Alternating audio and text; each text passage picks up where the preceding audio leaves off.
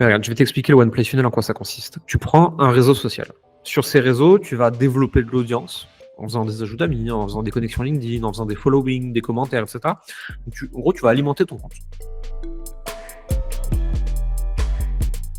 Derrière, tu vas faire de la création de contenu autour du sujet que tu veux vendre, qui t'intéresse et qui répond à un besoin de gens en face. Sur certains contenus, s'il y a des réactions, tu vas venir discuter avec les gens par message en disant j'ai vu que tu avais réagi à tel truc, enchanté, coucou, est-ce que ça t'intéresse, que, quoi, pourquoi, comment, est-ce que je peux t'aider sur autre chose, tu papotes, rien d'autre. Derrière, il y a une toute petite partie de ces gens-là qui auront un problème qu'ils veulent vraiment résoudre. Et c'est pour ça qu'ils te suivent. Et ces gens-là, tu vas dire, est-ce que tu veux qu'on aille plus loin dans cette conversation? On peut s'appeler.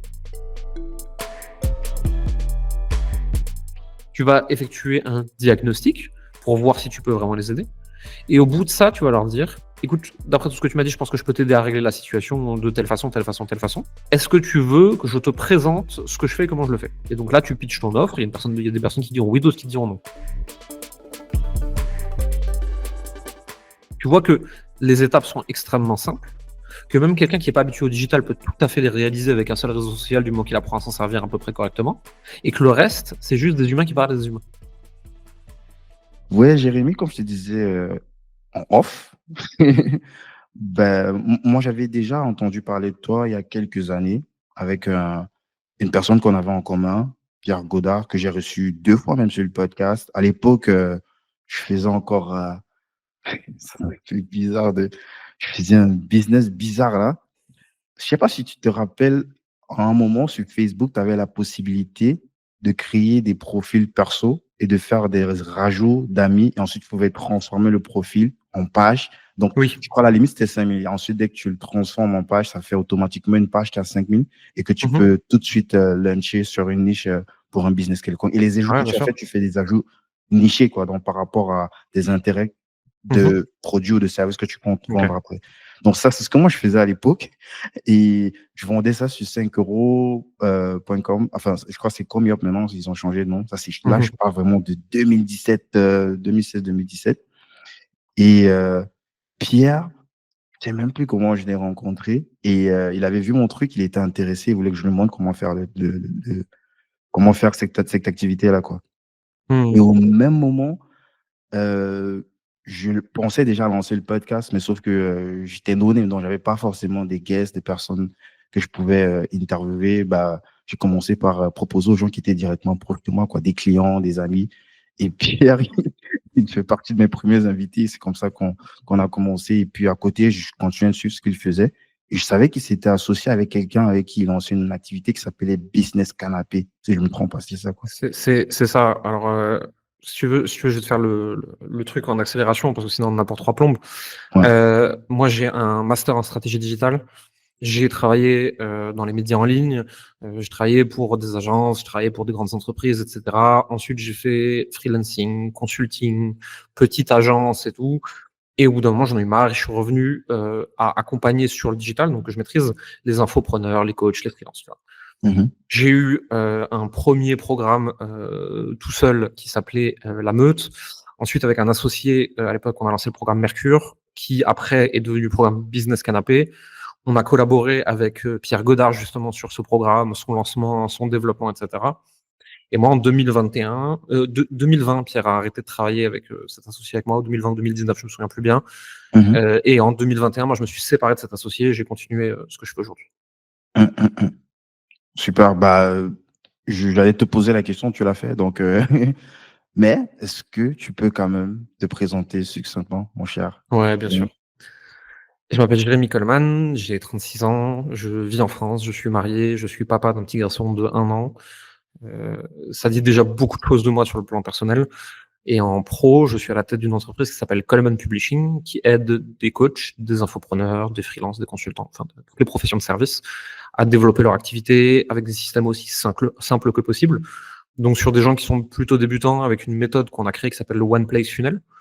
Et sur des gens plus avancés, on va les aider à scaler avec des systèmes de VSL éducative evergreen au sein d'un produit qui s'appelle le Mastermind Fast and Slow. C'est essentiellement ça que je fais. Et Est-ce aujourd'hui, Coleman Publishing, c'est 400 clients par an, j'espère 500 en 2025. C'est une trentaine de personnes dans l'équipe et c'est 2,7 millions de chiffre d'affaires en 2024. Ah ouais, quand même. On va parler de tout ça, de ton évolution aussi, parce que tu as fait un truc un peu, une présentation ultra rapide tout à l'heure de ton Mmh. parcours. Mais il y a quelque chose que j'ai l'impression qui n'a pas beaucoup changé. Tu as beaucoup évolué, tu as beaucoup changé, mais j'ai l'impression qu'il y a quelque chose qui n'a pas beaucoup changé dans ta façon de travailler, d'opérer, de lancer ton activité. C'est la simplicité, quoi. Mmh. Parce que quand je me rappelle de l'époque de ce que Pierre me disait avec Business Canapé, moi, justement, c'était l'époque justement où on faisait des funnels un peu complexes, là, avec plein d'états. Mais lui, il me disait non, un truc simple. Je crois qu'il avait un truc sur un Google Doc. Il n'avait même pas une Ouais. page Internet. Ouais, c'est ça. Et même si il y a eu de la sophistication entre-temps, que tu as rajouté plein d'autres trucs, mais j'ai l'impression que ça reste quand même simple, quoi. J'ai l'impression que c'est ton mantra, la simplicité. Ouais, c'est important parce que, ça sert à rien de monter une usine à gaz, tu vois, pour fabriquer un vélo. Heu, Si ton but, c'est de développer une activité qui va faire, et là je parle en chiffre d'affaires annuel, Mhm, 50 000, 100 000, 150 000, tu vois? Ça sert à rien d'avoir une usine en fait, juste, un profil sur un truc social media, tu parles avec des gens, tu discutes avec un MP, tu crées un peu de contenu, tu as un Google Doc qui présente ce que tu fais, ils ont envie, ils ont pas envie. Heu, Derrière, si tu veux aller sur des beaucoup plus gros niveaux de chiffre d'affaires, il faut que tu puisses absorber du volume en acquisition, en nurturing, en conversion.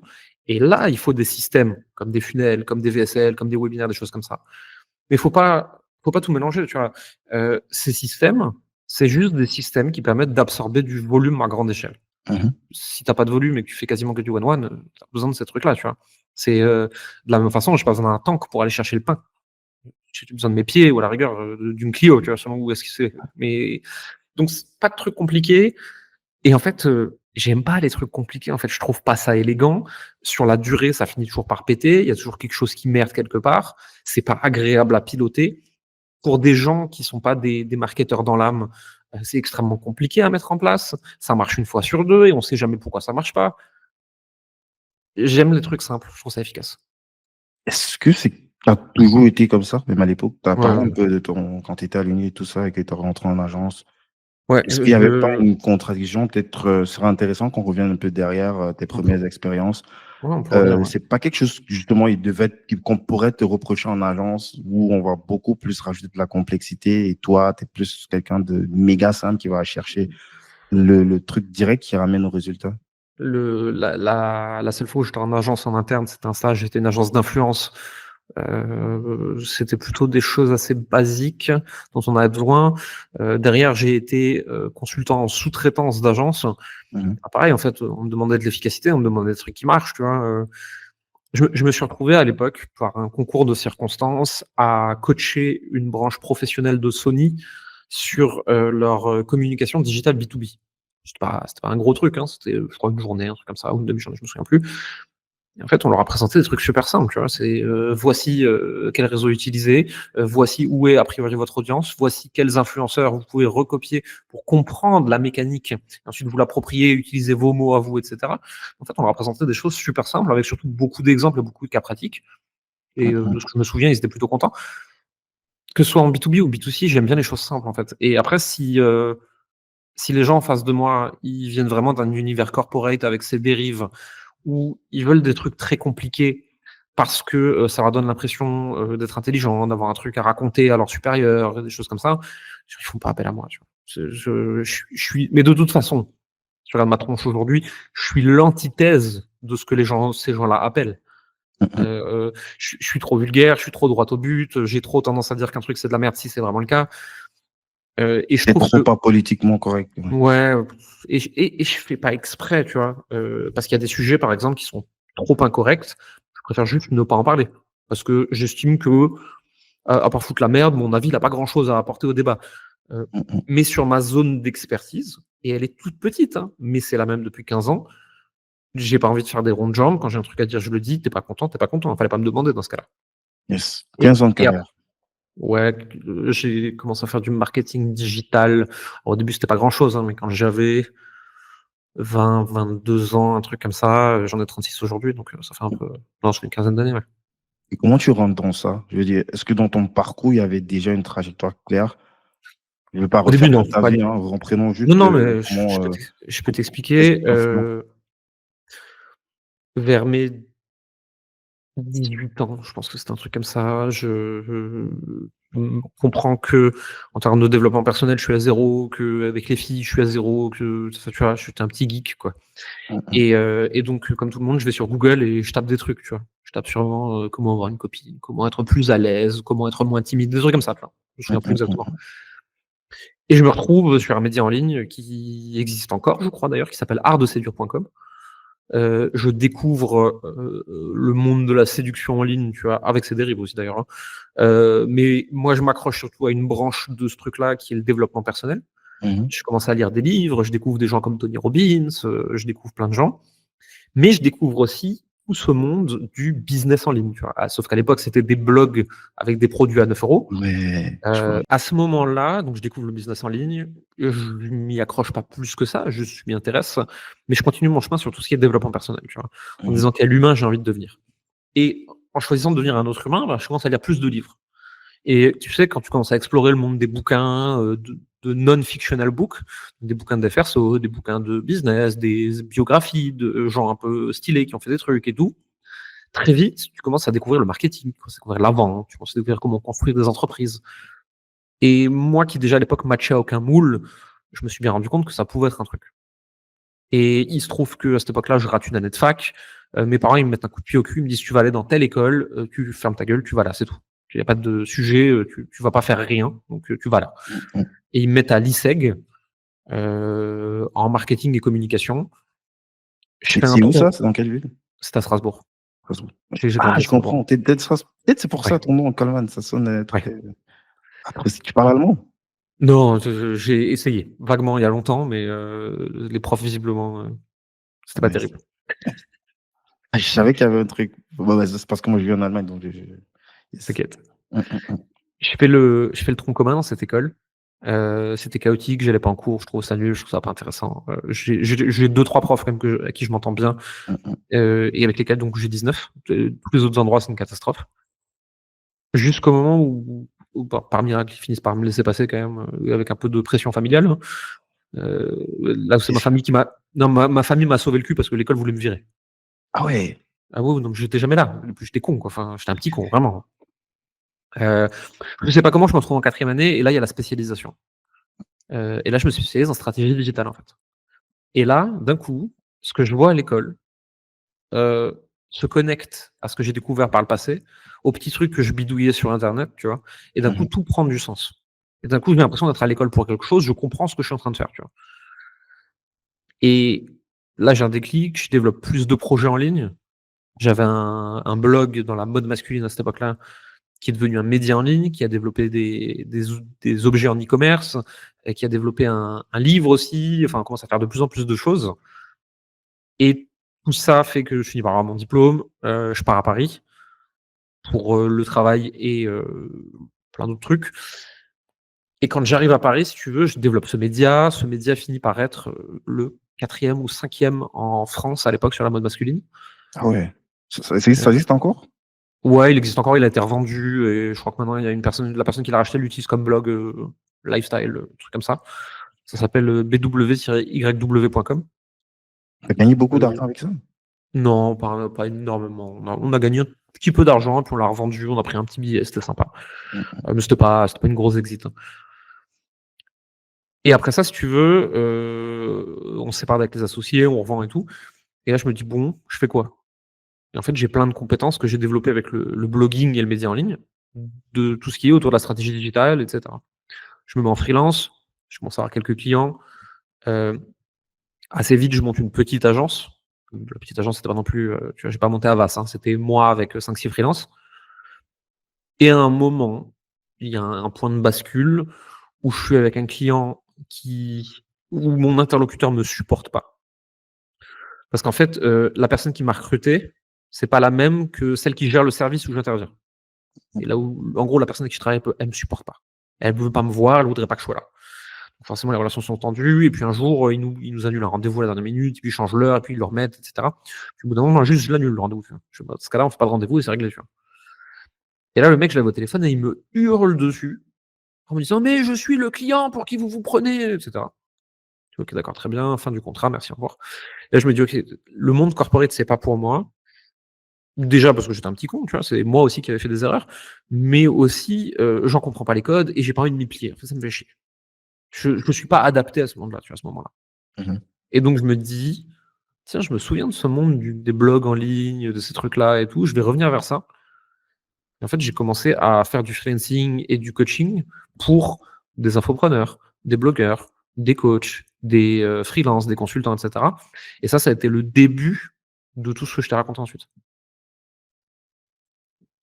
Mais là, si on est-ce est-ce est-ce que tu as toujours eu de l'ambition, du point de vue, gagner beaucoup d'argent? Parce que tel que Non. tu racontes à l'époque où tu étais à l'université et que tu avais quand même tes petits trucs, tu bidouillais sur internet, j'avais l'impression que tu étais plus, passionné, pas Ouais, plus c'était que ça. ça, quoi. Il y avait pas une ambition forcément de créer un J'ai gros truc, quoi. non, je viens d'une famille, en fait, plutôt aisée. Quand je suis né, on n'avait pas grand-chose, mais mon père ensuite a réussi, dans l'immobilier, donc je manquais de rien, en fait, si tu veux. Donc j'avais jamais eu besoin d'avoir beaucoup d'ambition et j'avais plutôt, pendant très longtemps, envie qu'on me foute la paix, juste de faire mes trucs, ce que j'aimais, et cetera. J'avais jamais connu le manque. En fait, tu sais, quand tu as jamais connu le manque, tu as pas tellement, enfin, l'ambition prend un autre niveau, tu vois? C'est plus compliqué. Mmh mh. Derrière, j'ai eu de l'ambition parce que, je me suis pris au jeu, mais ça aurait pu être un chemin complètement différent, en fait. C'est au début, moi, j'aspirais surtout à de la liberté. La liberté financière, la liberté intellectuelle, la liberté de mes journées, la liberté géographique. C'est pour ça que j'ai commencé à bidouiller des trucs sur internet, c'est parce que je voulais qu'on me foute la paix, en fait, et tout le reste est venu bien plus tard. J'ai l'impression que c'est pareil aujourd'hui. Enfin, je dis pas que tu es pas ambitieux aujourd'hui, mais j'ai l'impression que ton ambition, elle est plus mesurée. Elle est, comment dire? Je sais pas si tu vois ce que je Je veux dire, elle Ouais, est ouais, on dirait que c'est de l'ambition par objectif. Je sais pas si on peut dire ça comme ça. c'est un jeu, en fait. Je joue. Je joue à voir jusqu'où je peux aller. Je joue à aller le plus loin possible. Heu, mais j'ai pas, tu vois, par exemple, un truc du genre: «Ouais, si j'atteins pas 100 millions, c'est que je suis nul, c'est trop important». Non, en fait, j'ai envie de faire de la croissance aujourd'hui parce que, à chaque gros palier, tu vois, de taille d'entreprise, tu accèdes à des nouveaux jeux. C'est du marketing à un autre niveau, tu fais des campagnes plus grandes, puis le stade d'encore après, tu peux faire de la fusion-acquisition, tu peux racheter des boîtes et les connecter avec la tienne. Tu vois, c'est ça, tu as accès à des gens de plus en plus intéressants, de plus en plus pointus. Ce que tu fais a de plus en plus d'effets de levier et tu as de plus en plus d'impact et tu peux aider plus de gens et donc en fait, tu peux devenir meilleur et ça a plus d'impact et ainsi de suite. C'est Je vois le business de manière générale comme un jeu et j'ai envie d'aller au niveau suivant. Mais ce sera toujours à condition que ça ne détruise pas ma vie personnelle, que ce soit marrant la plupart du temps, et cetera, tu vois? Yes. Donc, tu te sépares de ce contrat-là et du coup, comment est-ce que tu es toujours, en mode, agence, 2.0 avec, des freelances? Comment est-ce que ça évolue? Assez rapidement, non, parce qu'assez rapidement, je me rends compte que, en fait, une agence, elle travaille avec le corporate. L'idée d'avoir une agence, par exemple, tu vois, pour les infopreneurs ou pour les coachs à l'époque, ça me passait au-dessus, je connaissais pas assez ce monde-là. Donc très vite, je me dis, je peux plus travailler avec ces grandes entreprises, c'est trop chiant, c'est pas fait pour moi. Il y a des gens dont c'est le métier, il y a des gens qui ont le bon tempérament pour ça. C'est pas mon cas en fait, je suis pas à l'aise, j'aime pas ça, je m'amuse pas, j'arrête et je me dis: «OK, ben, là, il va falloir quand même, refaire des sous pour bouffer, quoi». Mmh. Heu et en fait, j'ai commencé à appliquer ce que je faisais pour les grandes entreprises à des entrepreneurs indépendants. Parce qu'autour de moi, j'avais plein de gens, tu vois, qui étaient freelance, qui étaient, blogueurs, influenceurs, et cetera. Je commence à faire des trucs pour eux, à les aider à faire du copywriting, à les aider sur leur stratégie SEO, à les aider avec des partenariats, des choses comme ça. Des trucs que je faisais déjà pour moi à l'époque, en fait. Et c'est comme ça que j'ai été payé les premières fois pour des coachings, à l'heure, ou à la journée et c'est ça qui a enclenché tout le processus. OK, je vois. J'ai envie qu'on parle un petit peu de comment est-ce que tu choisis justement, ta ta niche ou tes niches. Enfin, je pense que c'est un petit peu avec évolué avec le temps. Tu as une notion que tu abordes beaucoup, que ce soit dans tes pubs ou dans ton contenu. Je me rappelle pas exactement du terme, mais je crois que le but, c'est comment tu dis ça? Normaliser le succès. Normaliser le succès, ouais, les réussites ordinaires. Les réussites, voire réussite ordinaire, c'est le terme que je cherchais. OK. Et Heu, du coup, ça fait que, ben, c'est comme si tu ouvres les portes à des profils qui, de base, n'auraient naturellement pas pris ce chemin-là, d'utiliser les outils, les stratégies que tu partages pour justement faire croître leur activité, même si, a priori, c'est des activités qui peuvent ne rien avoir avec Internet, quoi. Mmh. En fait, si tu veux, quand tu observes le monde du business coaching, c'est, on a besoin, en tant qu'entreprise, d'anomalies de marché pour faire notre communication, tu vois? C'est en gros, tu veux le client qui va réussir à faire 1 000 000, très, très vite, qui va pouvoir le raconter à tout le monde et youpi, regardez comme je suis trop fort. Le problème, c'est que pour arriver à ces statistiques-là, derrière, il y a le cimetière des éléphants qui est caché, et il y a 99,9 % des gens qui ont réussi à rien. Parce qu'en fait, les méthodes et les outils pour faire 1 million ont quand même de grandes, grandes, grandes chances de te cramer la gueule. Et à côté de ça, il y a tout un tas de gens qui ont pas du tout l'intention de faire 1 million, qui veulent juste avoir un peu plus de clients, avoir un peu plus d'argent, faire un métier qu'ils aiment depuis chez eux, tu vois? Avoir leur, 3 000, 5 000, 8 000 € de chiffre d'affaires mensuel pour avoir un salaire, entre 2 et 5 000 balles. Et ces personnes-là, tu peux pas leur donner des techniques à 1 million, elles vont exploser en vol. Donc il faut leur donner des techniques qui feront jamais de la vie 1 million, mais qui sont quand même beaucoup plus efficaces et beaucoup plus faciles pour aller faire 2, 3, 5 000. Et c'est ces gens-là que j'ai voulu aider parce que, c'est ces gens-là que je connaissais, c'est ces gens-là que j'étais entouré. Je trouvais ça plus intéressant, plus stimulant et tu as aussi une histoire d'impact, en fait. Alors ça, je l'ai découvert sur le chemin, j'ai pas commencé pour ça, hein. Mais sur le chemin, je me suis rendu compte qu'une personne que tu aides à passer de 100 à 200 000 par mois, tu as aucun impact dans sa vie réellement, tu vois? Elle est contente, hein, mais tu as aucun impact. Par contre, la personne qui avait une activité qui marchait pas et qui maintenant fait 2 500 € depuis chez elle, qui peut passer du temps avec sa famille, qui peut faire ce qu'elle aime et cetera et qui a plus de soucis financiers et qui bosse, je sais pas 5 heures par jour, tu vois? Mhm. Là, tu as changé vraiment sa vie, tu vois? Et ça, en tant qu'entrepreneur, en tant que personne qui transmet des choses, c'est extrêmement gratifiant. Tu te sens fier d'avoir fait ça. Tu es content de te lever le matin pour aller faire un truc comme ça. Donc en fait, on veut plus de ça. On fait pas que ça, on aide aussi des gens à scaler, j'aide aussi des beaucoup plus grosses boîtes à se structurer et cetera. Parce que ça m'amuse, hein, c'est pas le problème. Mais le gros de ce qu'on fait, c'est aider des gens normaux à avoir des revenus normaux, mais avec une activité qu'ils aiment. On peut parler un peu des activités, les Oh, bien gens sûr. qui, ouais, c'est quoi On comme a profil? le profil, c'est des gens entre, 35 et 60 ans Ouais, quand qui même sont 60 ans. ouais, ouais, on a des gens, qui sont en reconversion tardive. Beaucoup de reconversions, coach, thérapeute, formateur/infopreneur. Des gens qui, dans leur parcours de vie, ont découvert des choses, professionnelles, personnelles, de compétences, intellectuelles, et qui aujourd'hui ont envie de les transmettre à d'autres gens. Parce qu'elles trouvent ça plus intéressant que ce qu'elles faisaient avant. Et en fait, c'est des gens qui n'ont pas tous une ambition démesurée. Ils veulent juste, en fait, changer de métier, être payés normalement et faire ce nouveau truc qu'ils aiment. C'est vraiment de la reconversion professionnelle. Et ces gens-là viennent chez nous pour apprendre à le développer. Parce qu'on est ceux qui ont les méthodes les moins compliquées, tu vois?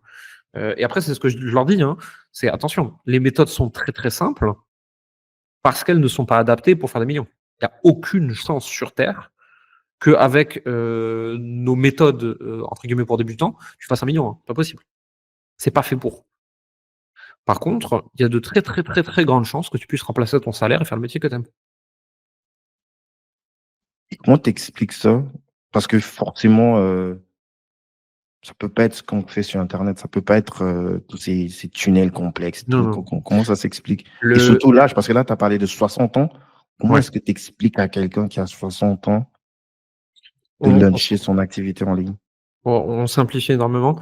Mais regarde, je vais t'expliquer le One Play Funnel, en quoi ça consiste. Tu prends un réseau social, Facebook, LinkedIn, Instagram, au choix. Seulement ces 3 là, parce que c'est ceux où tu peux entrer en contact avec des gens volontairement. OK? Sur ces réseaux, tu vas développer de l'audience en faisant des ajouts d'amis, en faisant des connexions LinkedIn, en faisant des following, des commentaires, et cetera. Donc en gros, tu vas alimenter ton compte. Derrière, tu vas faire de la création de contenu autour du sujet que tu veux vendre, qui t'intéresse et qui répond à un besoin de gens en face. Vu que tu as un peu d'audience, il va y avoir des réactions sur ton contenu. Sur certains contenus, s'il y a des réactions, tu vas venir discuter avec les gens par message en disant: «J'ai vu que tu avais réagi à tel truc, enchanté, coucou, est-ce que ça t'intéresse? Que, quoi, pourquoi, comment? Est-ce que je peux t'aider sur autre chose?» Tu papotes, rien d'autre. Derrière, il y a une toute petite partie de ces gens-là qui auront un problème qu'ils veulent vraiment résoudre et c'est pour ça qu'ils te suivent. Et ces gens-là, tu vas dire: «Est-ce que tu veux qu'on aille plus loin dans cette conversation? On peut s'appeler». Là, tu vas les appeler. Tu vas effectuer un diagnostic pour voir si tu peux vraiment les aider. Et au bout de ça, tu vas leur dire, écoute, d'après tout ce que tu m'as dit, je pense que je peux t'aider à régler la situation de telle façon, telle façon, telle façon. Est-ce que tu veux que je te présente ce que je fais et comment je le fais? Et donc là, tu pitches ton offre. Il y a des personnes qui diront oui, d'autres qui diront non. Tu vois que les étapes sont extrêmement simples, que même quelqu'un qui n'est pas habitué au digital peut tout à fait les réaliser avec un seul réseau social du moment qu'il apprend à s'en servir à peu près correctement, et que le reste, c'est juste des humains qui parlent à des humains. Et c'est une façon de travailler qui existe depuis extrêmement longtemps. On l'a juste réadapté aux outils d'aujourd'hui pour des personnes dont c'est pas la spécialité. Super. C'est simple, hein. Tu l'as su. Et en termes de enfin, les gens qui suivent justement ce type d'accompagnement-là, est-ce que toi, tu as des ratios comme ça de succès? Quand je dis succès, je parle on parle de les propres thèmes que tu emploies, hein. Mmh. Succès J'ai normal, quoi, tu vois. Ouais, j'ai aucune, stat, de «succès» entre guillemets, tout simplement parce qu'on le mesure pas. On le mesurait à une époque, mais en fait, on s'est rendu compte d'un truc, c'est qu'il y a des gens, ils vont faire, 60 000 de chiffre d'affaires pendant qu'ils sont avec nous et ils sont vraiment pas contents, ils aiment plus du tout leur métier et ils nous détestent. Il y a des gens, ils font 0, ils sont trop heureux, ils sont trop contents, ils ont passé un trop bon moment avec nous et ils veulent rester plus longtemps.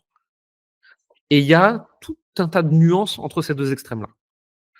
Et donc en fait, on s'est rendu compte que le succès, c'est une variable qui est très complexe parce qu'il y a des personnes qui viennent chez nous que pour faire de l'argent. Il y a des personnes qui viennent chez nous pour une aventure humaine.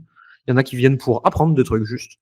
Il y en a qui viennent pour se donner l'impression qu'ils sont entrepreneurs, alors qu'ils ne le sont pas vraiment. Il y en a qui découvrent en cours de chemin qu'ils ne le sont pas. Il y en a qui sont plus lents dans leur apprentissage. Donc en fait, en 3 à 6 mois, ils font rien, mais ce qu'on leur apprend, ils vont le valoriser pendant des années. Et il y en a qui arrivent et ils sont déjà très avancés. Et en fait, en 3 semaines, ils explosent toutes les statistiques. Et encore une fois, je te donne des exemples un peu extrêmes, mais il y a tout Mmh. un tas de nuances au milieu de ça. Et donc en fait, mesurer ça, c'est prendre la mauvaise direction avec nos clients, parce que ça veut dire qu'on décide pour eux qu'est-ce que le succès. Nous, aujourd'hui, ce qu'on mesure, c'est le score de recommandation. Mmh. Donc globalement, c'est à quel point les gens nous recommandent, à quel point ils sont contents de notre accompagnement. Ça, on le mesure. Et on est globalement, selon les périodes, entre 7,5 et 8,5 sur 10. On mesure ensuite, tu sais, la recommandation par thématique, par coach, par customer care, par sales, etc. Et on essaye d'avoir globalement un produit qui ne décide pas quelle est la métrique de succès ou d'échec pour nos clients, mais qui les laisse décider s'ils sont contents ou pas contents. Plus il y a de gens contents, plus nous on est contents. S'ils sont pas contents, c'est qu'on doit s'améliorer. Super. Est-ce que les prix de ces accompagnements, c'est public? Plus ou moins public, globalement, Si tu on a peux en des parler, produits. c'est pas Non, grave, hein. non, non, non, on peut donner des fourchettes si tu veux, parce que c'est quand même important que les gens ils se rendent compte. C'est des accompagnements de 6 mois et tu vas avoir des offres qui vont aller de 5 000 à 6 000 € jusqu'à 20 000. Ah ouais, c'est incroyable les prix. C'est C'est des prix élevés. Ce qu'il faut comprendre, c'est ce qu'il y a derrière, en fait. C'est ça que les gens ne voient pas en général. Derrière, par exemple, si tu prends le programme le plus bas, tu vois, il y a une équipe de 7 coachs, de 5 coachs Customer Success. Euh, Tu peux avoir des flashs en one-one si tu es bloqué. Il y a des coachings de groupe tous les jours, des fois plusieurs fois dans la journée. Tu es suivi individuellement pour savoir comment tu vas et si tu te repères bien dans le programme, plus toute la communauté, plus les événements. On a fait un programme extrêmement complet, donc c'est normal moi qu'il y ait un perso, le prix. prix ne me choque pas, c'est plus les profils en fait que tu décris qui achètent ces programmes-là. Et c'est En là fait, que tu te rends compte que ils sont très, très différents ouais, de la target qu'on voit sur Internet, quoi. En tout cas, de ce qu'on voit des autres coachs et tout, tu vois. Donc maintenant, je sais pas c'est si c'est parce qu'ils sont pas habitués ou ils sont pas suffisamment targetés du point de vue marketing. il y a Et plus si tu veux, il y a plusieurs cibles sur internet, hein. Il y a et je vais donner un cliché là, hein, c'est pas exactement ça, tu vois? Mais c'est en gros, les jeunes pauvres qui veulent devenir des jeunes riches. ça en a plus. Il Ouais, ça c'est le plus connu, tu vois? Mhm. C'est mass market, business opportunity, c'est tout ce qu'on voit sur internet. Les plus gros gourous US, c'est ça, en France aussi, et cetera. Derrière, tu vas avoir, une cible plus, 40-50 ans qui, elle, est sensible à des discours différents parce qu'elle veut juste changer de métier et apprendre le strict minimum, pour, pouvoir faire son métier comme elle a envie. C'est plutôt des gens chez nous, ça.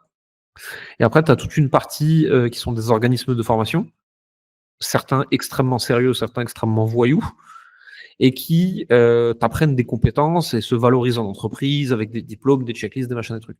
C'est globalement les 3 trucs que tu observes sur le marché, tu vois. Il y en a aucun qui est bien ou mal d'ailleurs, hein. Même sur le toi jeune pauvre veut devenir jeune riche, il y a des gens extrêmement compétents qui font du très bon travail, hein. Dans les 3 sphères, il y a des gens géniaux et des gens trop nuls, mais les prix sont pas les mêmes. Sur le segment des jeunes, tu vas avoir des tarifs qui vont aller de 1 000 à 2 000 € en général. Sur mon segment à moi, ça va aller de 3 000 4 000 à 20 000, selon ce que la personne elle va apprendre et où est-ce qu'elle en est. Et sur le segment organisme de formation, CPF, et cetera, c'est entre 500 et 1 500, 2 000 € grand maximum. Yes. On parle un peu d'acquisition, de ton système d'acquisition, parce que là, avec ce que tu annonces, ça veut dire que tu son client, forcément, derrière, il y a une machine, quoi. C'est Ouais. obligé, c'est pas possible, quoi. Ouais, bien sûr. Aujourd'hui, nous, en termes d'acquisition, on a Meta Ads, Google Ads, YouTube Ads, et on est présent sur quasiment toutes les plateformes en organique. Donc YouTube, Instagram, LinkedIn, Facebook, Threads. Je refuse juste d'aller sur X et sur TikTok, parce que je trouve que l'audience elle est catastrophique et que les gens ils sont tous trop énervés ou qui n'ont pas de neurones qui se touchent. Et donc je veux pas aller sur ces plateformes-là. Et puis j'ai pas envie de m'exposer à ces gens-là. Mais sinon on est présent partout. On dépense énormément en ads, on dépense énormément en construction de contenu organique. Et de toute façon, en fait, à nos niveaux, tu es obligé, quoi. Et C'est pour on les ads, est ok, vas-y, je t'ai coupé. non, j'allais dire juste, on est découvert par des centaines de milliers de personnes tous les mois. Forcément, il faut les budgets qui collent avec, quoi. Justement, pour les ads, déjà, comment est-ce que tu as, j'ai envie de savoir le moment où tu as décidé de commencer à lancer des ads? Pour voir un peu, parce que c'est pas forcément la trajectoire la plus logique. Enfin, J'en ça, c'est mon j'en appréciation. j'en ai lancé quand, j'avais atteint assez de traction organique pour savoir que mon offre devait être présentée à plus de gens et que ces gens-là, je pouvais pas les découvrir, tout seul à la main comme je faisais jusqu'à maintenant. Pour moi, quand tu as une offre prouvée qui se vend en organique et que tu as un peu de traction, donc que tu comprends ton marché, tu comprends ton client idéal, tu comprends les besoins, et cetera, tu peux commencer à lancer des ads. Tu es pas obligé de mettre des gros budgets au début. Mais attention, si tu lances des ads, c'est que tu es dans une dynamique mentale de je veux scaler. C'est pas je veux juste faire mon métier. Sinon, tu t'emmerdes pas avec des ads, surtout pas. À partir du moment où tu mets des ads, c'est fini, les doigts de pied en éventail à la plage. Enfin, au début, si, tu vois, mais assez vite, c'est plus ça l'idée. Assez vite, c'est je bâtis une entreprise, en fait. Donc, j'ai un système d'acquisition plus complexe, automatisé, et cetera. Mais comment tu prends cette décision? Quels sont les éléments pour toi quels sont les signaux qui démontrent que là, on est sur une phase où il faut accélérer, quoi? On a déjà le product market fit. Là, c'est le moment d'alimenter toute ta machine, quoi. Alors déjà, il faut mettre fin à cette chimère dans l'accompagnement et dans le coaching. Le product market fit, chez nous, il n'existe pas. À partir du moment où tu n'as pas un produit qui, quand tu le vends une fois, la personne, elle te déclenche 100 ventes derrière tellement elle est contente du produit, elle le raconte à tout le monde, tu n'as pas un vrai product market fit. Product market fit, tu te fais dépasser par la croissance et la demande. Coaching, c'est pas le cas. On peut avoir un truc qui correspond aux attentes du marché, etc. Mais tu seras toujours en concurrence avec les autres jusqu'au moment où il y a un autre qui en fait encore mieux et qui lave plus blanc que blanc, etc. Globalement, pour moi, si tu as une offre high ticket, parce que autrement que ça, je sais pas faire moi, si tu as 2-3 ventes par mois pendant 3-4 mois, tu sais que tu as touché quelque chose et tu peux aller jouer en ads si tu veux aller plus loin. Ok. Et tu préconises un budget bien spécifique à être Pour, prêt à mettre sur la table. pour démarrer, tu mets 20 balles par jour et surtout pas autre chose pour regarder un peu comment ça marche. Normal. Ouais, pour le début, oui, bien sûr. Maintenant, pour avoir un système d'acquisition qui fonctionne avec, ça dépend après si tu accompagné ou pas, tu vois. Mais si tu le fais seul, pars du principe que tu vas brûler 5 000 € dans le vide juste pour comprendre ce qui se passe. Ok. Quand tu as mis les mains dans le capot tout seul au début ou Ouais, ouais. t'avais Non, directement des non, prestataires? non, non, c'est moi qui faisais tout au début. Et pendant longtemps, c'est moi qui faisais tout, hein, les funnels, les ads, le copy. Pendant très longtemps, je faisais tout seul. Non, je pense qu'on peut tester des choses avec 20 € par jour au début, tu vois. Ça va pas te déclencher des ventes en 4 secondes. Ça dépend de la niche après aussi, tu vois. Si tu es dans du B2B make money, où tu sais que tu as un coût par call à 200 € et un coût par achat à 1 000 €, Avec 20 € par jour, ça va pas aller vite. Maintenant, si tu es dans du B2C mass market, tu vois, que ce soit en e-com ou sur des santé, séduction, dev perso, spiritualité, des trucs comme ça, les coûts par clic, les coûts par call et les coûts par vente sont beaucoup plus bas. Et donc, même avec 20 € par jour, tu peux déjà faire des beaux tests, en fait, et voir des trucs qui marchent. Yes. Une fois que tu as réglé la partie vente euh, pour du scaling, sur la partie structuration, qu'est-ce qui est essentiel pour toi pour prétendre scaler avec des ads, quoi? Sur la partie vraiment, non, pas structuration. Oui, structuration aussi et livraison, voilà, c'est plus ce que je voulais arriver. Ça dépend de. En fait, pour moi, à partir du moment où tu mets des ads, il faut un système de livraison evergreen. Donc, c'est-à-dire que tu peux rentrer des clients toute l'année, tu n'as pas de cohorte. Et en fait, ils peuvent tous rentrer à des moments différents, avec des niveaux différents, et ils seront livrés de la même façon, avec la même qualité.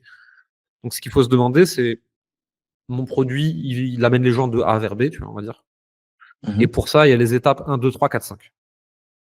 OK, ben, dans mon programme en ligne de formation, je mets les étapes 1, 2, 3, 4, 5. Étape 1, il y a un coaching toutes les semaines. Étape 2, il y a un coaching toutes les semaines. Étape 3, il y a un coaching toutes les semaines. Et donc, en fait, tu peux rentrer des gens toute l'année en evergreen et tu peux le livrer correctement à tous ces gens-là. Si tu n'as pas ça, moi, les ads vers les lives, les challenges, les cohortes, etc., j'aime pas ça, je trouve ça extrêmement compliqué, en fait. Ça m'étonne pas. On reste dans la simplicité. Non, mais, et tu vois, ça marche, je le sais.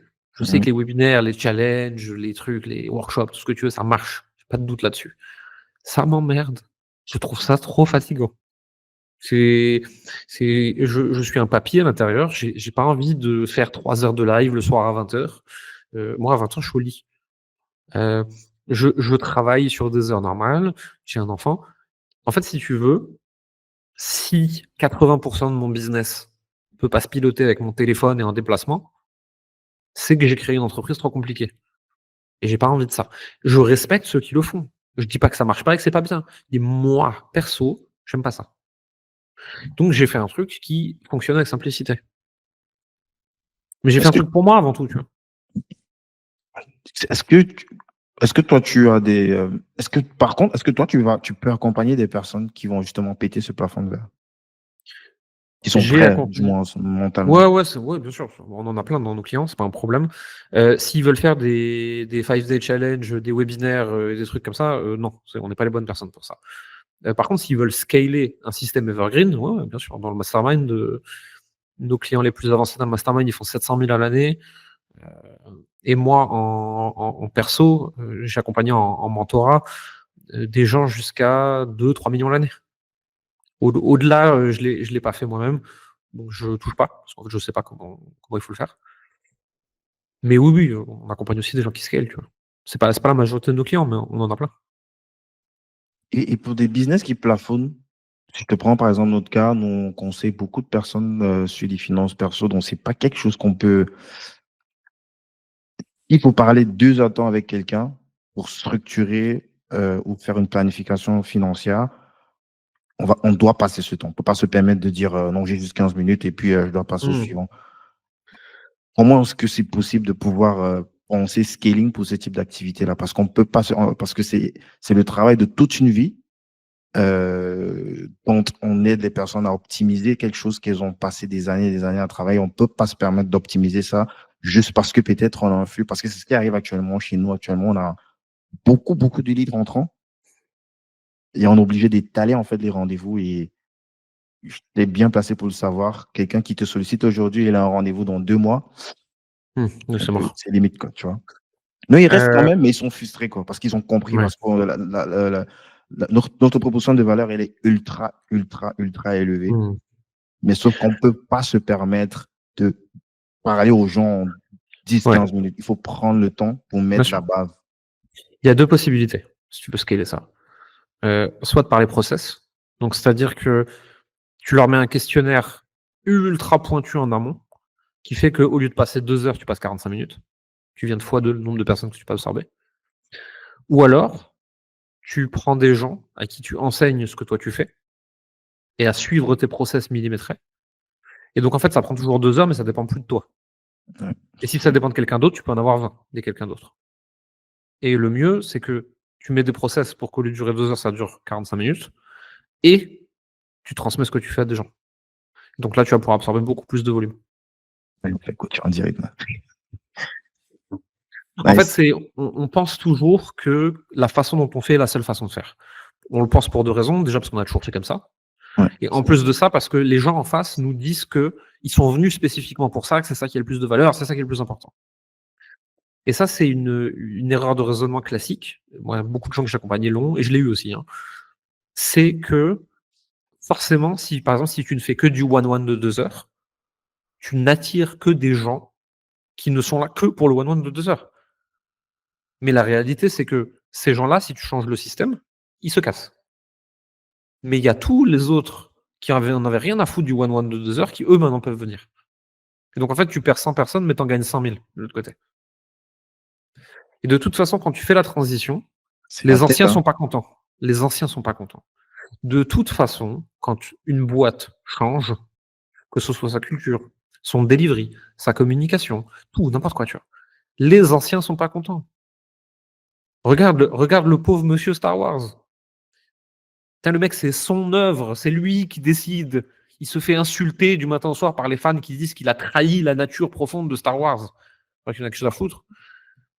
C'est exactement pareil. Tu délivres une offre, c'est ta boîte, c'est ton offre. Tu as le droit de la changer. Et s'ils sont pas contents, c'est pareil. Ils peuvent partir. Il y en a qui vont partir, ils seront fâchés. Il y en a des milliers qui vont pouvoir venir parce que la nouvelle version de ce que tu proposes leur plaira. C'est tellement pertinent ce que tu dis, mais à la fois difficile. En fait, c'est logique. Quand tu me l'expliques, là, je l'entends. Mais là, quand tu imagines, en fait, tout ce que ça crée comme bordel derrière, en En même fait, temps, moi, ce que je recommande, c'est de ne pas casser ce qui marche et de commencer à fabriquer le nouveau truc. Et quand le nouveau truc il fonctionne, tu fais la bascule. yes. So, donc, si on revient un peu sur toi, sur ton scaling, parce que là, tu as parlé de points, ça veut dire que tu dois tourner autour de environ 250, un peu plus de 250 Ouais, par on, mois. a- on, a- on est entre 200 et 300 par mois. Selon. Je pense qu'on a une moyenne à 200, 250 lycées, avec des pics à 300. Je crois que le plus gros pic qu'on ait fait, c'était 340 sur un mois. Mais c'est quoi? C'est de l'argent que tu as en main ou bien c'est du contrat? C'est du cash Non, non, collecté? c'est de l'encaissé. Ah C'est du, ouais! c'est du collecté. C'est du collecté. Ça, c'est un conseil que je peux donner et que je peux donner à tous les gens qui nous En fait, écouteront. le chiffre que tu as annoncé, c'est du cash que tu as Ouais, c'est reçu, du quoi. cash collecté, ouais. C'est pas des contrats. Je mesure pas les contrats.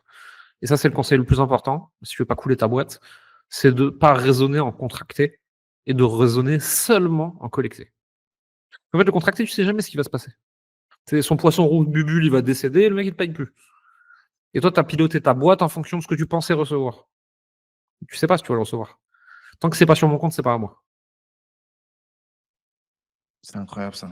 Franchement, en fait, dans ma tête, j'avais un autre calcul. Ça change tout. Ça veut dire si là, on est sur le cas pessimiste, enfin, pessimiste entre guillemets, c'est ce que tu as collecté.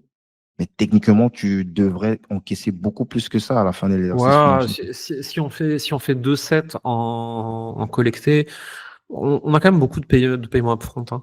Mhm. Mais on doit être à 3,5 probablement en contracté, un truc comme ça. Et comment est-ce que vous faites justement pour maximiser Le, le plus le, gros paiement upfront, voire full price?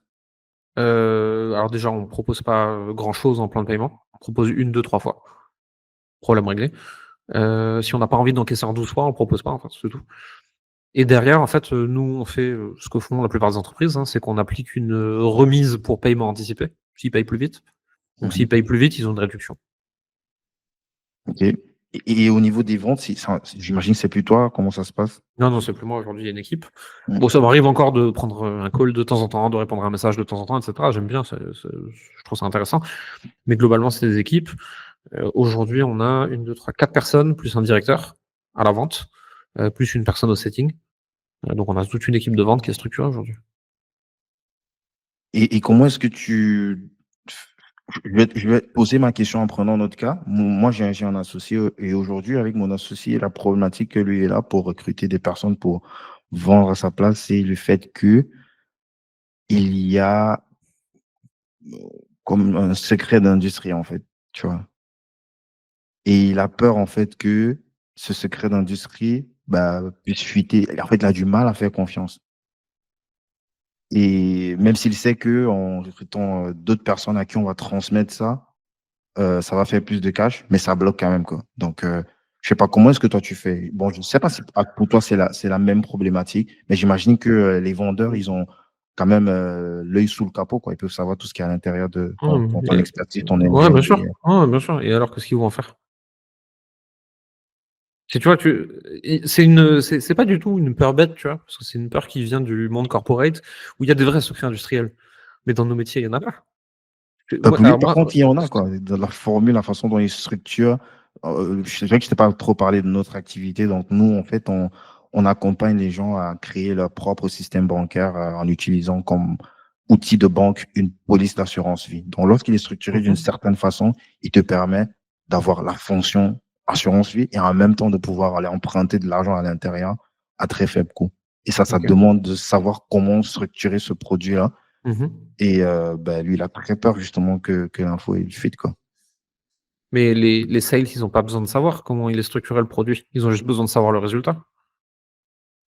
Bah, lui, justement, il pense qu'il faut que les sales soient au courant de ça pour pouvoir. Peut-être pas. J'en sais rien, hein, peut-être que si, ça se trouve, hein. Mais là, moi, j'aurais une supposition qu'en fait, les gens, ils achètent un résultat, ils achètent pas la technique. Et, et en fait, parce que de la même façon, tu vois, c'est les gens, tu vas leur dire comment structurer le truc. Mais comment ils vont vendre un truc qu'ils comprennent pas? Ouais, mais le client final, tu vas lui donner l'information. Ouais, ouais, tu lui donnes l'information, mais il peut pas rentrer dans la. Je sais pas comment dire. Si J'ai tu donnes le l'impression même pour niveau vendre le truc, il d'information faut comprendre. Pour non, vendre le truc, il faut le comprendre. tu donnes le même niveau d'information au sales que tu donnerais au client. Si le client, il en a assez pour l'utiliser, le sales, il en a assez pour le vendre. Ok. Le sales n'a pas besoin de comprendre plus que le client final. Tu vois, si on met vraiment prospect, sales, client, l'information que le client qu'il a une fois qu'il a signé, elle est suffisante pour le sales pour closer le prospect. Moi, il n'y a personne de mon équipe de vente qui a le niveau de technicité marketing de nos coachs ou de moi. Et c'est normal, en fait, c'est pas leur métier, hein. Tu as besoin Ok. de connaître la cible, tu as besoin de connaître ses besoins, tu as besoin de connaître les résultats du produit, tu as besoin de connaître les grandes lignes de comment le produit fonctionne si le prospect demande. Et tu n'as pas besoin de savoir le structurer. Moi, demain, je peux te vendre une fusée, je sais pas comment la fabriquer, hein. Ouais. Bon, Mais la personne qui achète une fusée, elle veut pas savoir comment elle est fabriquée. Elle veut savoir si elle va sur la Lune, c'est tout. complètement. C'est Bah, tout Jérémy, oh, vas-y, vas-y. Hormozy qui disait sell the vacation, not the flight. Et c'est exactement ça, en fait. Tu vends la destination. Tu vends pas la méthode. Les gens, ils achètent pas la technique, ils s'en foutent. Ils achètent le résultat. Ouais, pertinent. Jérémy, si on revient aujourd'hui sur ton équipe, donc tu dis que tu as 4 personnes au sales. Est-ce que c'est eux qui font en même temps aussi les préqualifications de tous les leads qui arrivent? Ouais. Ouais, ouais, Donc, tu n'as pas un truc comme les autres setters, ensuite closer. non, nous, le seul truc qu'on a au setting, c'est des gens qui vont contacter notre audience organique, voir s'ils peuvent leur apporter de la valeur, si on peut leur filer des ressources qu'on a en interne, etc., pour les aider, pour créer plus de connexions avec eux, et voir s'ils ont besoin d'un call ou pas. C'est tout. Et derrière, c'est toute l'équipe sales qui font les qualifications, qui font les rendez-vous de vente, les pitchs, tout. Et ça reste quand même simple, hein? Je veux dire, par rapport à. Enfin, Ouais, mais parce que les gens, ils veulent faire des trucs compliqués, ils veulent se faire mal à la tête, tu vois. Et après, encore une fois, ça dépend du volume que tu absorbes. mais toi, tu as du volume. En plus, tu fais des ads, donc forcément, tu as du gros volume. Ça veut dire que ça brûle quand même des calories de devoir préqualifier les gens et ensuite aller closer ces personnes-là. Généralement, tu arrives à une phase où il y a un Ouais, mais, épuisement. Si tu n'es pas en capacité de super motiver les gens, ouais, mais enfin, ça dépend de la cible aussi, tu vois. Imagine-toi, mère de famille, 45 ans, a travaillé dans une tour comme employée d'administration pendant des années. Là, elle se reconvertit, elle veut être coach, thérapeute, formatrice, tu vois. Elle arrive, en fait, elle clique sur une pub, elle voit un mec. Ensuite, elle discute en MP avec un setter, c'est un autre mec. Puis ensuite, elle a un call avec une personne de qualification, c'est encore une autre personne. Puis ensuite, le sales, c'est encore une autre personne. Tu crois qu'elle signe cette personne-là? On lui a parlé, elle a dû parler à 6 personnes différentes, dont limite, ils n'avaient pas les mêmes informations en une semaine. La personne, elle prend peur, elle part en courant. Et c'est normal, tu vois. Moi, je déteste quand j'achète un programme et qu'on me balade de setter en closer, en setter en closer. Je dis, filez-moi juste un lien, quoi. Je veux acheter, foutez-moi la paix, quoi. D'aucuns diraient que penserait plutôt le contraire, en mode ah oui, c'est une vraie organisation, il y a plein de. Euh, les gens, ils se foutent. Ah, j'avais pas encore vu ça comme ça. Ok. Ça dépend du pays, après, tu vois. Peut-être qu'aux États-Unis, c'est différent. Parce que je sais que là-bas, ils ont souvent des grosses structures. Mais tu regardes, même chez des mecs comme Cole Gordon aux US, Cole Gordon, c'est 8 millions par mois hein, encaissés. Setter, closer, point. Hein. C'est ça, efficace. Yes. Plus t'as de gens, plus ton organisation elle s'alourdit, plus t'as de la dette managériale et donc ça devient compliqué à gérer les gens, plus ça peut merder à plein d'endroits différents. En fait, si tu en parles, c'est plus c'est compliqué, plus ça peut merder. J'ai envie qu'on parle un peu de tes perspectives, ta vision à long terme, de ton activité et de l'industrie en général, du business en ligne. C'est quoi, quelle réflexion est-ce que tu as dessus de l'équilibre entre, on en a déjà un peu parlé, ton ambition, ton style de vie et Le, aller performer? le marché du business en ligne, il se professionnalise. Donc, de toute façon, comme beaucoup de marchés partout autour, tu vas avoir les gens qui se lancent, qui sont agiles et pas chers, et donc ils arrivent à s'en sortir. Et tu as les gros, qui sont des gros mastodontes ultra professionnalisés. Tout ce qui est au milieu, ça va être difficile. Et monter du bas vers le haut sera plus dur aussi. À côté de ça, nous, on est relativement en place aujourd'hui. On va continuer à faire de la croissance. On a pour objectif en 2025 de faire entre 5 et 6 millions, plutôt 6 que 5. Je ne sais pas si on y arrivera d'ailleurs, hein, mais en tout cas, c'est ça qu'on vise. Globalement, si tu veux, moi, par rapport à l'ambition, je raisonne un peu en inverse. Je me dis pas jusqu'où je veux aller. Je me dis, je veux aller le plus loin possible, du moment que ça nique pas ma famille, du moment que c'est marrant 80% du temps, et du moment que ça reste lucratif. Si ces 3 conditions sont réunies, je vais jusque sur la lune. Le seul truc où je peux te dire et je n'irai jamais, tu vois, c'est la fameuse billion dollar compagnie. Heu, j'ai pas envie, je suis pas sûr d'avoir la compétence, quasiment sûr que je les ai pas, et j'en ai fréquenté un ou 2. J'échange pas avec eux. Je veux pas leur vie, je veux pas leurs problèmes, je veux pas leur, façon de réfléchir. Donc si tu veux, on verra où ça va, tu vois? Ce serait très présomptueux de ma part de dire, alors que je fais entre guillemets «à peine 2,5 millions», «Ouais, moi je vais monter à 300 millions». J'en sais rien. Si ça se trouve, en fait, à partir de 3 millions, je serai plus assez fort et ça marchera plus. Et si ça se trouve, sur le chemin, je vais découvrir que je suis capable de monter à 500 millions. Mais ça, à ce stade, j'en sais rien. Je ne sais pas à quel point je serai compétent, à quel point je serai intelligent et à quel point j'aurai envie de continuer tant que j'y suis pas. Et je le découvre sur le chemin, tu vois. Je fais un pas après l'autre. Et à chaque pas, je me dis, ça me plaît toujours? Oui, ok, on fait le pas suivant. Ça me plaît plus, j'arrête en fait. Ou je fais demi-tour. Et toi, tu penses que tu pourras faire autre chose que ça? Ou tu as parlé en début d'entrevue de pourquoi pas faire de build-up, de fusion-acquisition? Est-ce que c'est toujours dans la même industrie? Est-ce que tu regardes des trucs à côté? J'aime bien cette industrie. Elle me plaît, elle m'amuse et je la comprends particulièrement bien. Après, j'aime beaucoup le monde du média. Et probablement que je ferai un jour ou l'autre des choses là-dedans. Ok.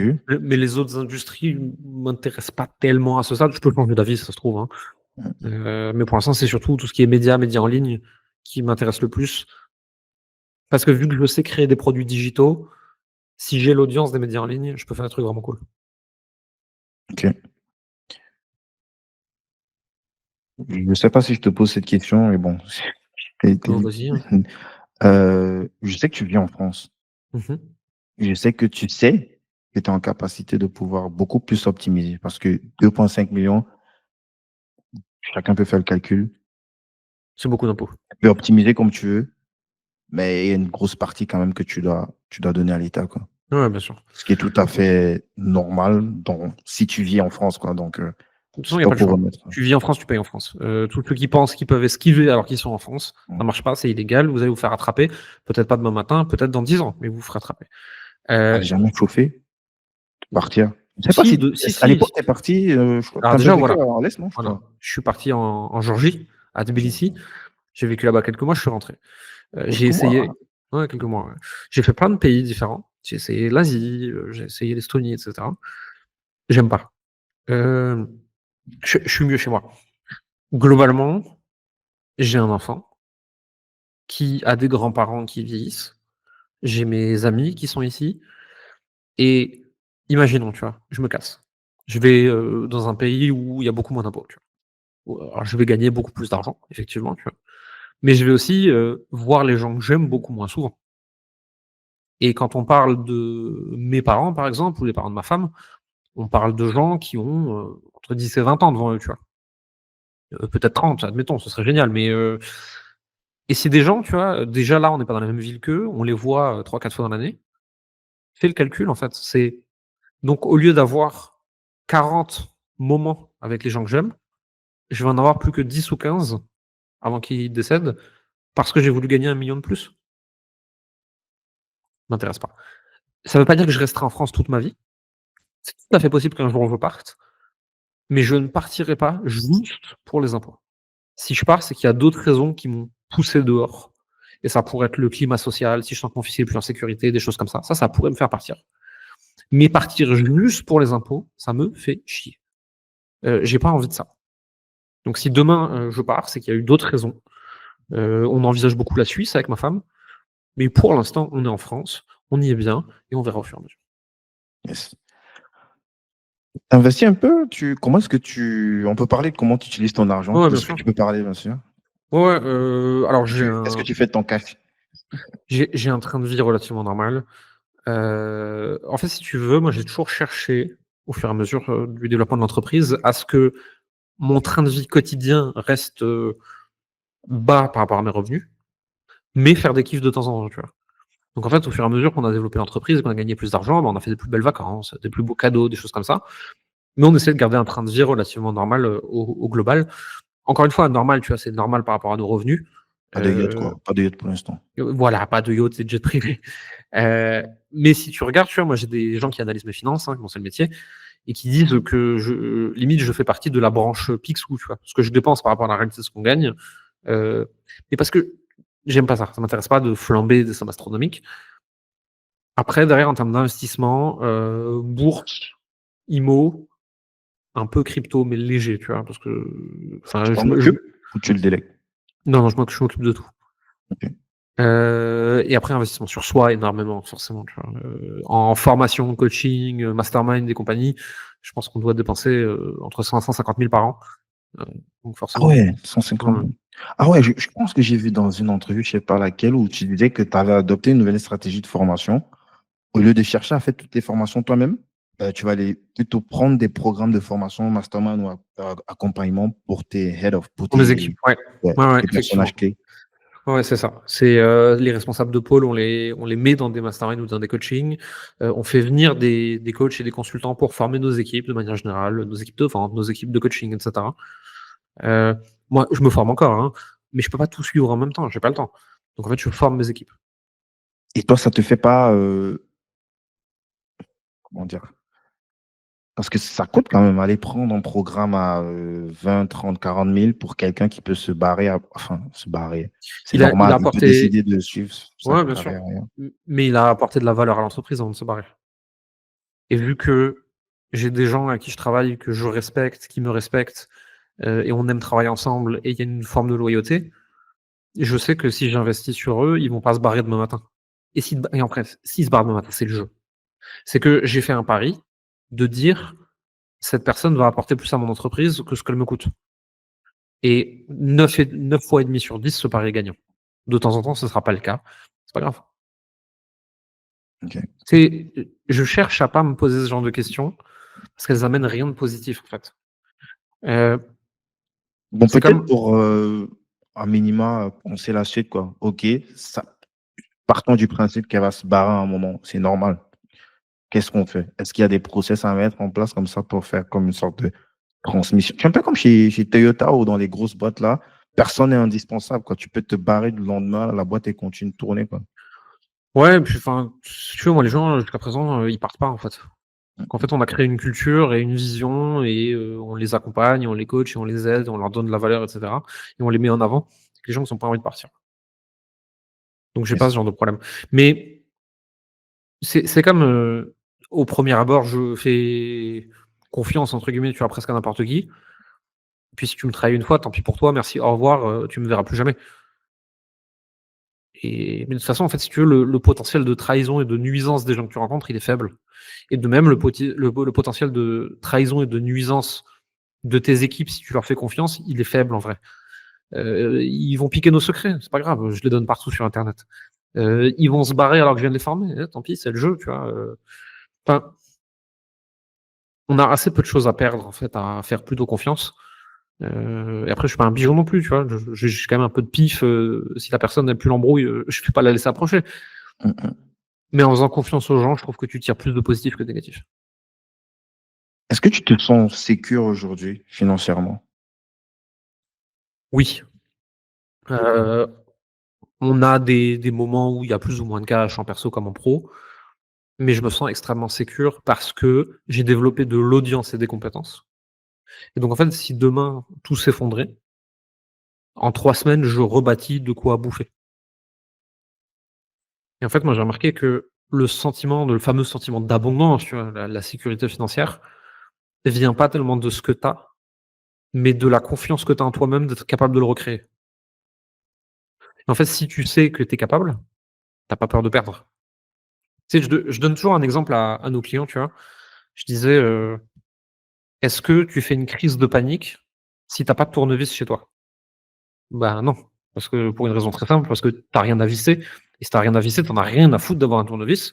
Puis si demain matin, tu as un truc à visser, bah, tu peux aller acheter un tournevis ou tu peux l'emprunter à un voisin.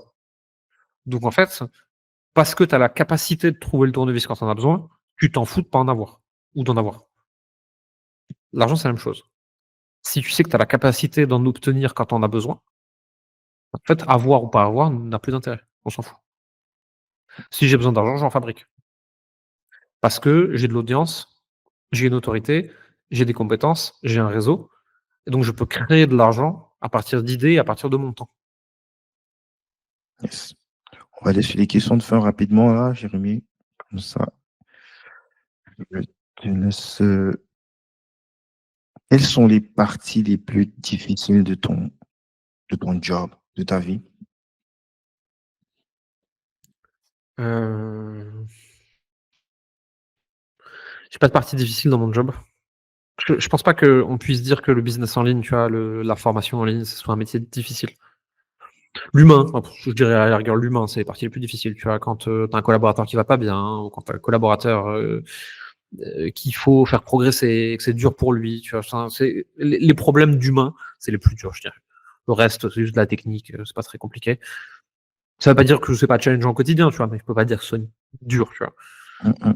En perso, le plus dur, c'est de concilier la vie d'entrepreneur, la vie de mari et la vie de papa. Parce que, le temps, il est limité dans la journée, mon énergie, elle est limitée et si je veux être à la hauteur sur les 3, c'est super difficile. C'est quoi la vie de papa, justement? Qu'est-ce que ça a changé depuis que tu es devenu père depuis Le ça fait 1 an déjà à peu près? Ouais, il a 1 an, ouais. Qu'est-ce qui s'est passé avant et ensuite qu'est-ce qui s'est passé après? Avant, j'ai les 6 premiers mois où ma femme est enceinte, rien du tout. Ensuite, j'ai commencé à paniquer, à me dire: «Oh là là, qu'est-ce qui va se passer? Comment est-ce que je vais faire pour travailler? Est-ce que je vais être à la hauteur?» et cetera. Du coup, je suis allé voir une psy, que je vois encore aujourd'hui, toutes les semaines, pour parler. Ça m'empêche pas de me faire coacher, tu vois, aussi, mais je vois aussi une psy. Mmh. Je pense que l'enjeu de tous les pères, c'est: est-ce que je vais être à la hauteur? Est-ce que je vais être le père que je veux être?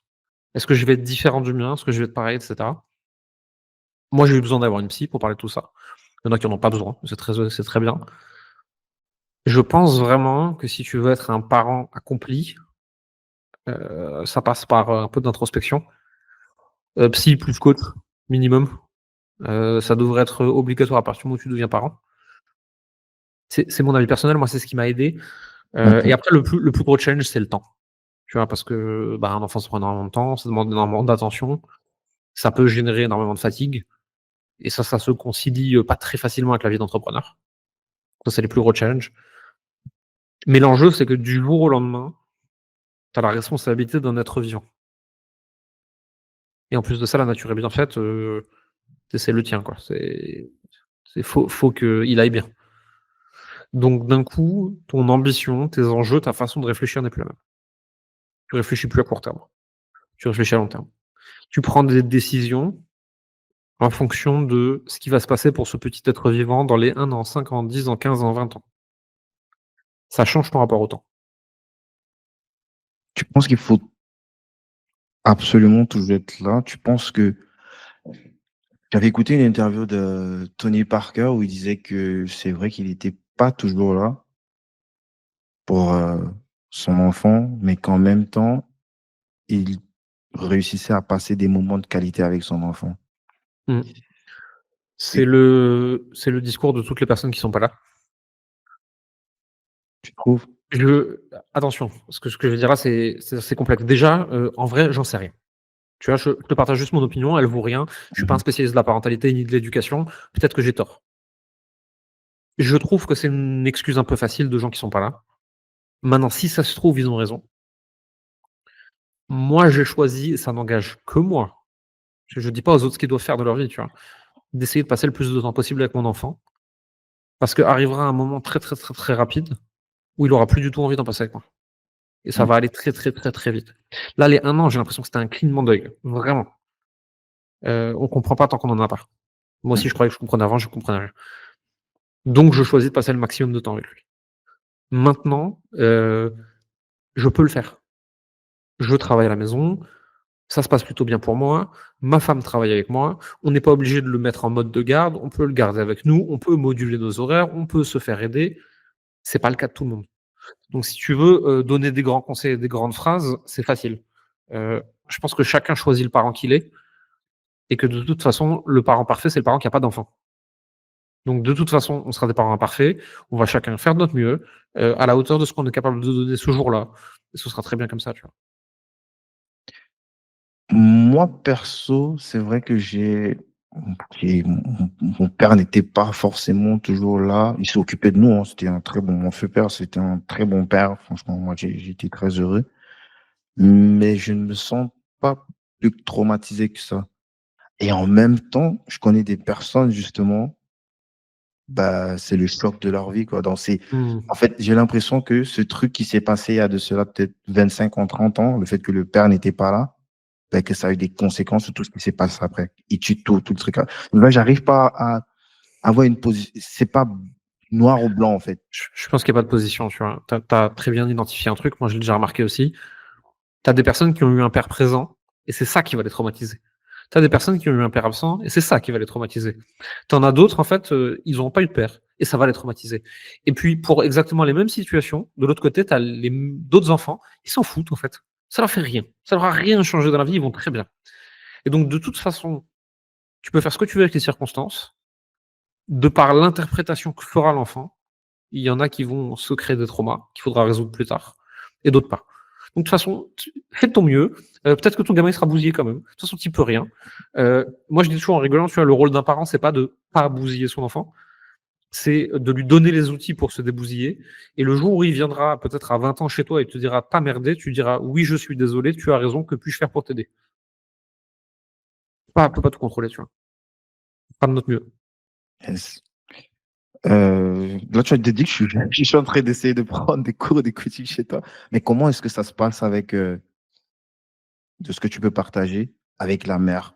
Est-ce que tu dois plus dealer, enfin, comment, comment est-ce que la relation se passe lorsqu'il y a un enfant, en fait? Alors ça, c'est chacun interprète la relation comme il en a envie. Il y a autant de façons de penser le couple et la relation qu'il y a d'êtres humains. Je prétends pas avoir de leçons à donner à qui que ce soit, ni d'avoir trouvé la bonne réponse. Nous, avec ma femme, on fait tout tous les 2. C'est-à-dire je m'occupe aussi de mon fils, je m'occupe aussi de la maison, je m'occupe aussi du boulot. Ma femme, elle s'occupe aussi du boulot, elle bosse avec moi, et cetera. Maintenant, c'est quand même beaucoup plus, qui s'occupe, de notre fils que moi. Heu, c'est une réparation qui s'est faite naturellement pour nous, et puis je pense aussi qu'il y a plein de fois où je la soutiens pas assez parce que, ben, je suis au boulot. Je pense que l'enjeu, c'est de discuter, tu vois? Tu discutes avec ta partenaire, tu dis ok, quand on sera parents, tu veux que ça se passe comment? Tu veux qu'on y passe combien de temps chacun? Tu veux que qui s'occupe de quoi? Qui est responsable de quoi dans notre couple, dans notre famille, dans notre foyer, tu vois? Et tu trouves des terrains d'entente et des façons de gérer le truc en fait. Est-ce que tu peux dire, par exemple, moi, j'ai pas envie de m'occuper des couches, quoi. Moi, ce que j'ai choisi de dire à ma femme, c'est, les couches, la plupart du temps, je trouve ça extrêmement dégueulasse, et ça me dégoûte plus que Ah, toi c'est politiquement visiblement. correct quand même. Ouais, tu vu, je l'ai dit poliment, et donc je lui ai dit en gros: «S'il faut changer une couche, je le ferai toujours, mais à chaque fois que je pourrais te la refiler, je le ferai». C'est en gros, s'il y a pas le choix, je serai là, tu peux compter sur moi, mais à chaque fois que je pourrais me défiler, je me défilerai, quoi. Yes, merci beaucoup pour ce partage. Comment est-ce que toi, tu progresses? Ok, tu as dit que tu fais beaucoup de mastermind, beaucoup de formations en continu. Est-ce que tu as d'autres leviers comme ça pour ta progression personnelle? Les livres, YouTube, Mhm. discuter avec des gens YouTube? et Du être tout? curieux. Je passe 2 à 3 heures par jour sur YouTube. Ah, quand même. Ouais. Et tu Heu te fais pas embarquer avec l'algo comme ça? non, parce que j'éduque mon algorithme. À chaque fois qu'il y a un truc qui me saoule, je le vire. Je dis: «Ne pas me recommander cette chaîne, pas intéressé par ce sujet». Je fais très attention sur ce sur quoi je clique, et quand je sens que je vais regarder une connerie, tu vois, je la regarde en navigation privée. Comme ça Mhm. éduque pas l'algorithme, et comme ça, mon algorithme, il est extrêmement structuré. C'est exactement ce que je veux voir. Quelle chaîne me recommander, quelle chaîne ne pas me montrer, et cetera. Yes. Tu as des gros regrets à nous partager? Non. J'ai plein de petits regrets sur plein de choses. J'ai fait beaucoup la fête à une époque, je me suis mis beaucoup en danger. J'ai pas toujours été simple avec les personnes autour de moi pendant que je cherchais mon chemin, ma voie, et cetera. Pendant les premières années de relation avec ma femme, c'était compliqué parce que je savais pas ce que je voulais. J'ai plein de petits regrets partout, tu vois, mais quelque part, ils ont fait de moi ce que je suis aujourd'hui, et si je les avais pas eus, si je les avais pas vécus, je serais une personne différente, et j'aime bien la personne que je suis au global, tu vois? Je suis pas parfait, Mhm. mais j'aime bien qui je suis. Donc j'ai pas fait d'erreurs, ultra graves et mortelles, donc non, j'ai pas de gros regrets.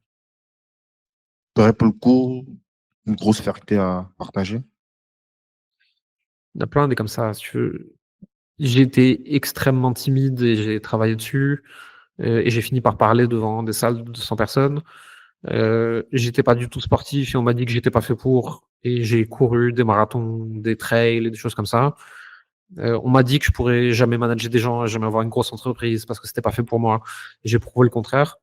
Et en fait, chaque truc, on m'a dit: «Tu es pas cap», heu, mais qui m'intéressait et que j'ai montré à tout le monde que, bah, si, en fait, j'en suis capable, et à partir du moment où on sort les doigts des fesses et on se donne les moyens, les choses sont possibles. Ça, c'est plutôt des fiertés. Et après, qu'on essaye d'accompagner avec bienveillance des centaines de personnes chaque année, certaines avec plus de succès que d'autres, mais qu'on donne les bons outils à des gens normaux, à des gens bien pour qu'ils fassent les choses correctement, ça, c'est quelque chose qui me rend fier aussi. Yes. Tu as dit que tu avais lu plein de bouquins là. Si là, il fallait que tu recommandes Mmh. un seul bouquin, genre toutes les personnes que tu rencontres, tu peux leur offrir qu'un seul bouquin qui pourrait mindfuck le cerveau. C'est délicat parce que ça dépend quand même de ce que les personnes elles ont besoin de lire, et cetera. Il y a un livre que j'aime énormément de John DeMartini qui s'appelle, How to make a hell of profit and still go to heaven, et qui aide quand même pas mal les gens qui pensent qu'on peut pas gagner beaucoup d'argent, que c'est pas bien, qu'on peut pas le faire avec sa passion, et cetera, tu vois? Mhm. Et qui dramatise le fait de tu as un don, tu as une compétence, tu as une passion, tu as un truc que tu aimes. En fait, sur le papier en tout cas, tu as le droit de gagner des millions avec, c'est pas mal. Et il y a des belles façons de le faire. Et moi, c'est un livre que j'ai beaucoup aimé, qui m'a beaucoup aidé, heu et qui, à mon avis, peut aider beaucoup de gens. Nice. Jérémy, est-ce que tu aurais un dernier mot pour cette génération, pour notre génération, quelque chose d'impérissable, une bouteille à la mer? Il y a un truc que j'aime souvent dire, c'est: si tu as fait de ton mieux et que, intentionnellement, tu n'as blessé personne, à la fin de la journée, le reste ne t'appartient plus. Les conséquences involontaires de tes choix, ça veut pas dire qu'il faut pas essayer de les réparer si tu merdes, ne t'appartiennent pas. Et donc, ça sert à rien de se battre en essayant d'anticiper les conséquences de chaque action. Tu les connais pas de toute façon. Fais de ton mieux, lâche prise. Si ça déconne, tu répares et toujours se dire que ça va bien se passer.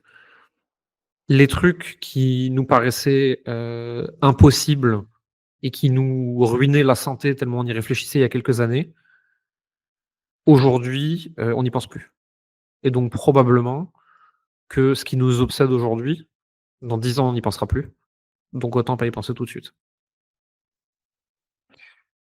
Le contact, oh, Jérémy, comment est-ce que ça se passe pour bosser avec toi? Les gens qui aimeraient se faire accompagner, Je quel suis que présent soit. sur, tous les réseaux qu'ils veulent. Ils peuvent m'écrire sur Facebook, LinkedIn, Instagram, aller regarder ce que je fais sur YouTube. Puis en général, il y a toujours un lien sur lequel ils peuvent cliquer pour un rendez-vous avec, mon équipe. Et puis Yes. derrière, on est assez facile d'accès. On va mettre tous les liens en description. Jérémy, ce podcast s'appelle Débrouillard. C'est quoi pour toi un débrouillard? C'est quelqu'un qui trouve des chemins, même quand on lui a dit que c'était pas possible. Merci beaucoup, Jérémy.